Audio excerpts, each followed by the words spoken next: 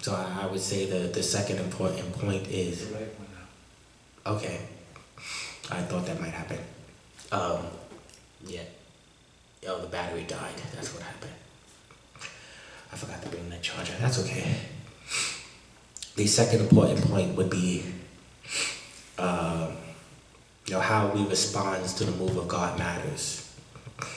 Finally, the other point that I would make would be the how the man responded, because he responded the correct way. He experienced the grace of God and he wanted to go and follow Jesus. He wanted to become a follower. Now Jesus says no. Why? We're not told. Maybe was it because he was a Gentile and Jesus first came to the house of Israel? We don't know. But we do know that what Christ tells him to do, go and tell everyone what happened. Declare what God has done in your life to all who are going to listen. And I would submit to you that in this man we see the duty of all Christians, of all believers. All of us have experienced God's, the grace of God.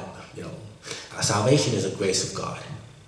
Even we may have never been demon possessed or know somebody who has been demon possessed, but it's still very much the grace of God. And what we're supposed to do when God frees us, God saves us, is joyfully sort of serve Him and go tell everyone about Him. This is Christmas time. Go tell on the mountain, over the hills, and everywhere that Jesus Christ is born.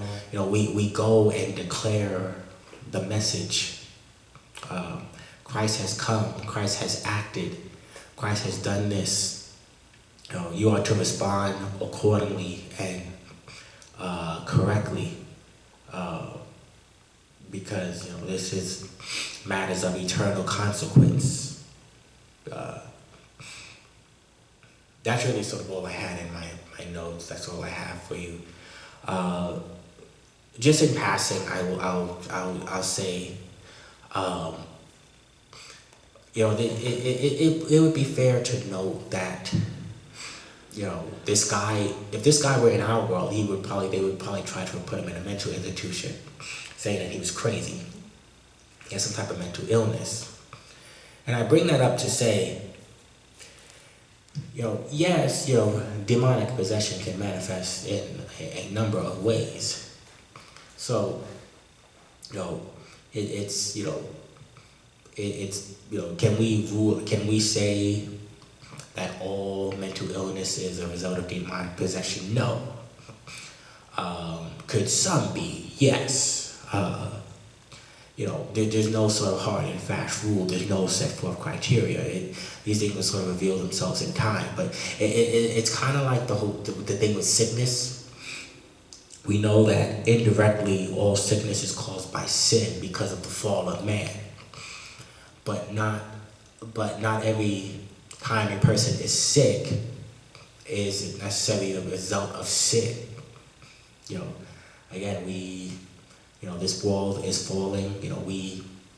From the day that we are born, there is a time where we're going to leave this earth. Sickness, disease, and death, these are regular parts of our experience right now. Until, as we see next week, Christ sort of, until sort of things are finally sort of set right in the future.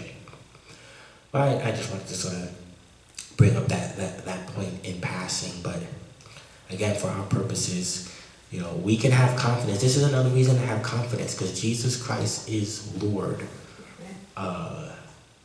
We see that He's Lord of nature. He's Lord over the supernatural, and we're going to see that He's Lord over life and death.